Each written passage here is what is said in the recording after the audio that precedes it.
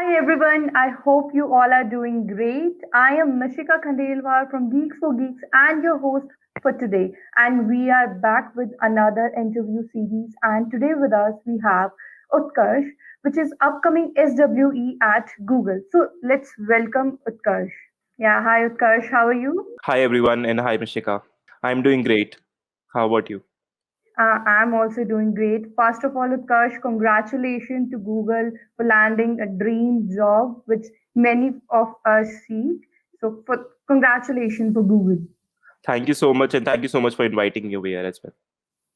Yeah. So, Utkarsh, I have gone through your profile, and I have few questions to ask you about your previous experience and how you prepare for the Google. So, uh, Utkarsh, could you please give us a brief about your experience? Yeah, sure. Hi everyone. I'm Utkarsh Nigam and I am a CSE undergrad at Punjab Engineering College in Chandigarh. And I have interned at Microsoft for 6 months last year and received a PPO from them. And this year I have received two off-campus offers from Amazon Berlin and Google London. And I'll be joining Google London in August. And uh, besides that, I think I have to travel and read, and the experience I'll be sharing moving forward in this series. Okay. So congratulations for having both the laddus in your hand, one is with Amazon Yes. and another with the Google. So congratulations for that. Yeah. Thank you So so much. moving forward, Utkarsh, so what was your preparation strategy? Like what route you follow to crack the exam and prepare for the interview?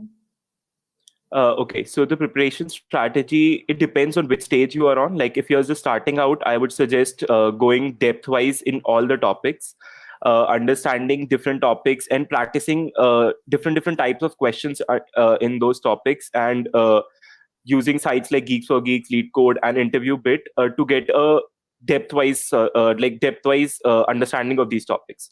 But once you have been shortlisted and have an upcoming interviews, you should focus on company tagged questions and then move forward with those, and try to cover as many topics as you can in the short time span. Like you have about 2 weeks to 1 month to prepare for interviews once you have been shortlisted in off-campus offers. Utilize that time and try to cover the breadth of questions that you can that are company tagged, because some of the times, if like in case of Google, you won't get exactly the same question, but it will be on similar lines, like the difficulty level, and at least the logic might be similar to the ones that have already been asked. Okay. So since you mentioned it was a off-campus hiring, I believe Yeah. you applied off-campus. So while applying for off-campus, your resume is the first thing that people see. So what is the importance of resume building, and how was your resume was different from others?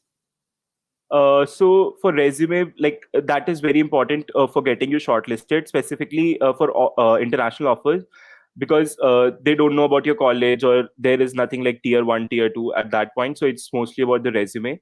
I personally used Novo Resume for building my resume, and like you can find many tips online using, there are Harvard tips for making a resume and all those things. My personal suggestion would be utilizing action keywords when you're writing your work experience, words like developed, built, and writing about the tech stack you used in those features or whatever you built in your internship. And secondly, when you're writing about your project, don't write it in a general way that the team did this or did that. Write your individual contributions in those, so that because when you will be interviewing, the interviewer would be looking through your resume and would be talking about those data points as well. So you have to keep those in mind.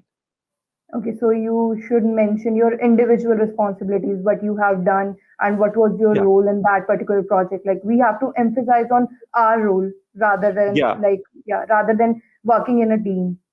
Yeah, so you can write one line about what the exact project is and what all features it had, but after that, like what did you do exactly? Like you focus on the back end, or you developed any kind of feature, or in the front end you were part of. So write those, highlight your contribution in the project as well. Okay, and how many rounds were there at Google? How many rounds you have gone through? Okay, so I applied on the portal. After that, I had one recruiter call. After that, one phone interview that was over the phone. Like they shared a document, and the interviewer was on the phone.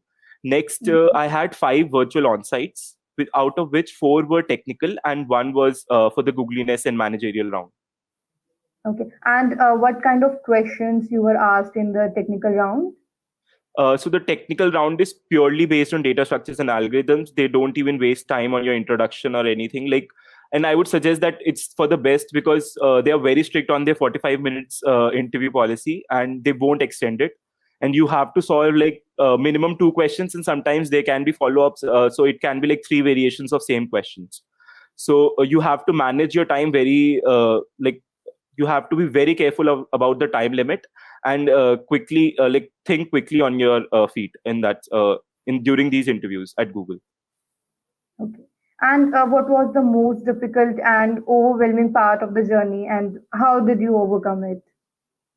The most overwhelming part, I think, is applying for the jobs, and because most of us are underconfident about getting these offers, and specifically when you're applying internationally, you are always in self doubt that whether or not you will get shortlisted. But I would say just go for it, and in the worst case, you'll just get rejected, and that's not the end of it. You can still apply for different job companies and all those things. So just apply and see what happens. And if you have prepared, I think it's not a big deal cracking into these companies. And now with the plethora of resources that are available to us, it has become very easy compared to before. So definitely utilize the resources and prepare your best, and then I think just when you have received a shortlist, you can easily make it happen. Yeah, so it's just like worst we can get a no, but at least we have a experience and we should give Yeah. it a shot. Yeah. Yeah, and some of the times you're even able to get feedback from the recruiters, or like you're able to understand why they have rejected you, at least like in phone screen or something. If you are not getting through, they'll tell you about the mistakes you made or how you could do better. So sometimes that's the case, not with every company, but Google, I think, does provide some kind of feedback regarding the on-site interviews and all those things. Okay, so they do provide feedback as well.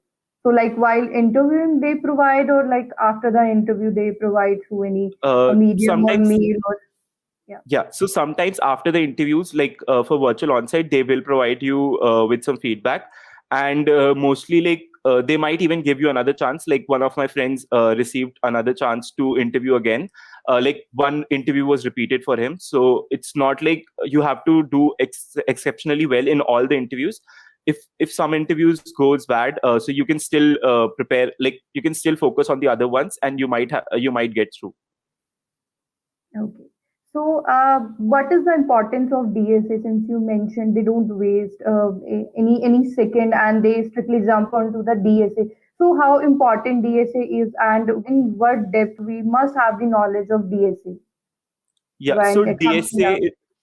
DSA is very crucial for, at least for Google interviews. I think the four interviews and the phone screen round itself were totally based on DSA. You will get one question and then follow-ups. Like I had in all my rounds, I had one started with one question and then two follow-ups for that. And you have to code each and every like once they have given you follow-up, you have to code that again from scratch. So they need all the like all the programming that you have done or coding code you have written in that form, or the doc they share. So that is very important. And DSA for software engineering roles is like the holy grail. You can't skip it. You have to go into depth of all the topics, and you can't leave out anything. Like you might think that you are very good with binary search, but you should know which all questions you can solve with those, because there might be a question, an approach that utilizes binary search, but you don't know about it, and you might get it like if you put in a lot of time in that question. But that's the point, you don't have a lot of time during the interviews. So once you get like if the interviewer has given you a hint or something, you have to quickly think on your feet, and this can only come with practice. Like if you have done a wide array of questions for the topics, you will be able to easily grasp on these hints and quickly come up with a solution. Okay, so any specific topics you would like to suggest people, like you have the good knowledge or hands-on practice on those particular topics of DSA?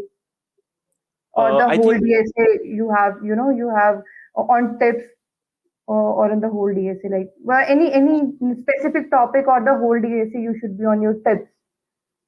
so. You have to practice the entire DS, like all the topics in the DSE. You can't skip anything because you don't know what the interviewer might ask. Like in Mhm. my interviews, I had questions on priority queue, binary search, greedy algorithms, dynamic programming, and graph as well. So you can't skip any topic as such, and the questions are also like they want you to think through these problems, and for that, like you need to have some background knowledge on all of these topics, and you can't just skip it.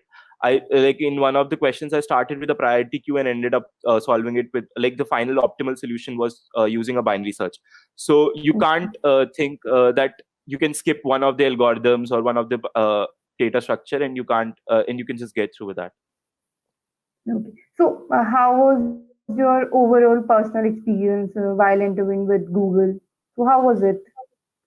Actually, it was quite great. They facilitated, like, they fast tracked the process because I had an offer from Amazon, so I had to Mhm. reply to them as well. So the recruiter was amazing in terms of the smooth onboarding and like this conducting the interview process very smoothly, and also in terms of the interviewers, they were very helpful, and they were given, like, if you are stuck, you shouldn't panic at that moment, and listen for the cues from the interviewer and understand the hints if they give you. And most of the time they will give you an hint and will direct you in the right direction. So always listen to them, and overall the experience was literally quite great at Google. Okay. So, did they give any assignment, or it was a on-site like questionnaire, like you have to solve the problems live? Yeah, so it was a live coding solution, like as in interviews that happen for DSA rounds. So Mhm. the interviewer will paste a question or read it out for you, and then you have to write the code for those. First, you discuss your approach and like what you are thinking about, and then you have to, once you have made your case, like what approach you are thinking, and if that is the right one, you proceed with the coding in the shared document. So Google Okay. has the internal tool which basically is a document code writer, or something you can say, which even highlights for different languages, but you don't have features like auto completion and all those things. Okay. And which websites or blogs you follow or you prefer for finding job opportunities? Like any websites you would like to recommend or mention for the job seekers? Okay, for the job seekers, like you should definitely rely on LinkedIn. They like over there you will always find job openings, and other than that, like if you have some targeted companies in your mind, go and check their careers portal. For new grads, do use the like the keyword new grad, and you will be able to find the job openings for new grad specifically, because most of the time other job openings require experience, and you might get rejected straight away without for not having that much work experience. So try to find out new grad opportunities and just apply to them. Besides that, for preparation, as I already mentioned, Lead Code, Mhm. Interview Bit, Geeks for Geeks, and all these websites are already available and have an ample amount of resources to help you prepare for the interviews. Okay. And what kind of projects did you work on? Like, do you think like working on projects before will help you prepare for these top-notch companies, or they'll help you, getting selected in these companies? Yeah. So basically, in Google specifically, the Googliness round is totally based off on your resume. So you will be talking about all the personal projects that you have done, your individual contributions, and various social situations that they raise. Like if you had a problem with your team, or had a difference of opinion with the team within the team. So those kind of questions will only be able to answer if you have done the projects, and they do go in depth in those projects, and also with your internship experience, like whatever you have written, they will question you about the decisions you have made. And Google, only one round is there for this, but when you're talking about Amazon, they focus very heavily on leadership principles, and almost all my interviews had like dedicated 15 to 20 minutes on my projects and different questions to bring out the leadership principles. Okay, great. And Utkarsh, so what is the most interesting part of your job you like the most? So I actually am yet to begin my job with Google. So The best part, I think, for me, software engineering has been one of the best jobs that I wanted to do, since school years. So that is quite rewarding to get into such top-notch companies that basically provide software for different aspects of our lives and make them easier. And apart from that, in this job, I also get to travel to London and possibly around Europe. So that is also quite interesting. Yeah, that's great. And I would like to ask one more thing to you, like what Yeah. motivates you? Yeah, like while preparing all those things, and like what keeps you what is the thing that keeps you motivated? Yeah, throughout the process, throughout the whole process. Yeah, so I think Google has been a personal goal and also a dream company since starting of my college. So you could say getting into that company was one of the important goals for me. That's why I was really motivated to work for it. Though I had my own doubts and suspicions when I was applying for the job. I did not think that I would be shortlisted, but luckily I did, and I took that chance and I was able to get through. That's great to hear that. And any advice you would like to give the audience or viewers who are preparing for the top-notch companies? Any advice you would like to give Yeah. them? So my advice would be give your 100%, and failure is not the end. You will have many chances, and just keep on giving your best. You should not end up with the regret that you did not give your 100% for any of the applications that you sent out, or any of the interviews that you had. So just give your 100% for all the opportunities that you get.